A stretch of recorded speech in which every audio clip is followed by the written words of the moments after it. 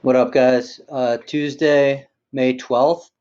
Just going to do a really quick review of 11.3. All right, I'm going to go through some of the IXL problems that are going to be very similar to what you're going to see today for your benchmark. All right, and just show you kind of the difference between some of these problems and some of the ones from Big Ideas. All right, so all you are doing today is you're just going to be factoring the numerator and denominator and then simplifying. All right. Excluded values we're not worried about today. Okay. So I also want to point out for 11.3, this benchmark, you only have to get to a 70 today to get 100. All right. So you're essentially being given, it says here, basically you're being given 30 points just for starting the assignment. All right. So when you get to a 70, you're really going to get 100 on it. All right. So hopefully that makes sense. But I'm going to go through a couple examples with you, all right, and just remind you of how we need to do this, all right? So here's what I'm looking at. I'm going to use my pen here. I'm looking at the numerator first, and I'm seeing that there's a subtraction sign between the two terms, meaning I'm going to look for a greatest common factor between the two terms. So 2s and 8. What's the greatest common factor? 2 would be. So I could divide out a 2. All right, and when I divide this numerator by 2, I'd be left with s minus 4. And then on the bottom, I only have one term, so I can't factor that. All right, so I just have 4s there. Okay, so now what I can do is I can simplify 2 and 4s. I can cancel this out. This is really 1/2, so I can cancel this out to basically, I'm not going to put a 1 in front of this, right? But I can basically make this 4 into a 2, all right? And this s is still here, so I'm going to change this to 2s. And remember, I have s minus 4 in parentheses. Since I don't have that exact same thing down here, I can't do anything with it. All right, so my answer, I'm going to write it like this. It's a fraction, okay? I'm going to say, and they will allow you to not put it in parentheses, just if you're wondering. All right, I'm going to put s minus 4 on the top, and then I'm going to put 2s on the bottom and submit that, boom. All right, so, all right, here's something mainly I wanted to talk about. So on the top, I see a p squared plus 2p.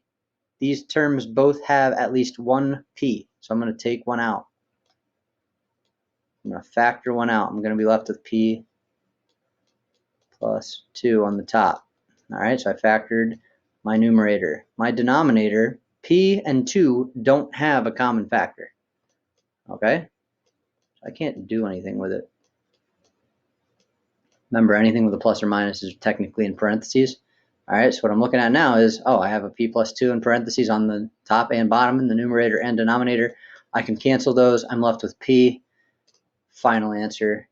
That's all I got to type in. All right. Especially look at this one. H plus 4 on the top. I can't do anything with that. I'm going to leave it there. I'm going to put parentheses around it. Okay. H squared plus 4h on the bottom. I can factor out an h. And guess what? I'd be left with h plus 4 in my denominator. Same thing on the top and bottom. I can cancel them. All right. So when I cancel this on the top, what's left here? There's really a 1 here. Okay, we have to remember that when we write our answer, we don't want to just put h. H is on the bottom. It's in the denominator. What's on the top? There's a 1 still there, technically.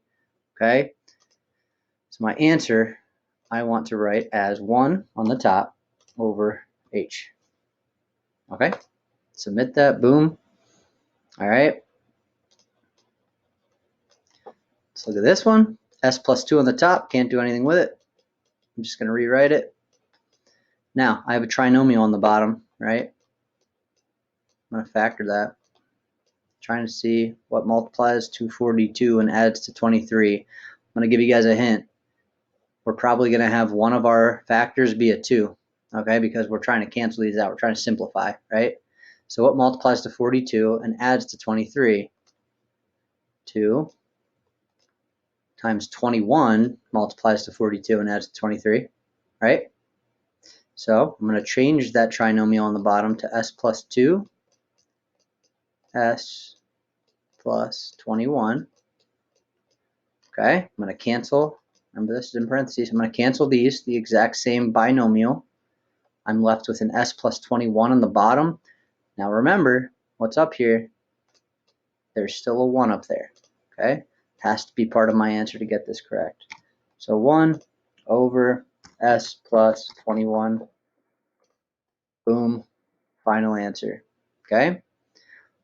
That should be helpful for you. That should have gone through pretty much everything you guys are going to see, every type of problem you guys are going to see in order to be successful on this benchmark today. So remember, if you have any questions, please email me or ask in the discussion thread. But otherwise, I'll talk to you guys later.